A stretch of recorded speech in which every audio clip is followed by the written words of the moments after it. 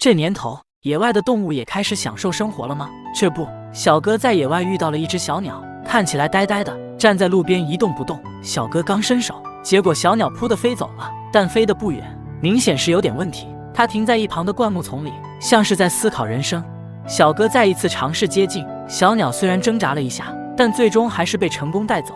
坐上车后，小鸟彻底放松了，乖乖地窝在小哥的手心，舒服地呼吸着车内的暖气。这待遇可比待在冷冰冰的野外舒服多了。仔细看看，这家伙的羽毛是橄榄绿色的，头上还有几条白色条纹，嘴巴细长，颇有些贵族气质。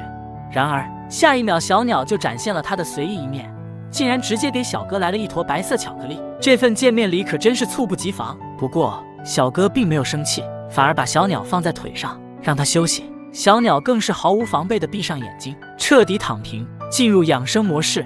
过了半个小时，小鸟终于醒了，眨巴着小眼睛，东张西望，好奇地打量着车内的一切，看起来完全不怕人。小哥检查了一下它的身体，没有发现受伤的地方，突然想到一个可能性，这小家伙该不会是饿晕了吧？于是小哥立刻去买了水和一盒面包虫，想给它补充点能量。可是小鸟看到面包虫的反应却让人哭笑不得，它先是盯了半天，完全没有要吃的意思，甚至还踢了一脚，像是在说你怎么能给我这种东西，本鸟不吃。小哥一脸无奈，没办法，只能先喂它喝点水。结果这回小鸟倒是很配合，低头就是几大口，看起来是真的渴坏了。喝完水后，它开始认真地梳理羽毛，左理理右整理，仿佛自己是一位即将登场的贵族鸟。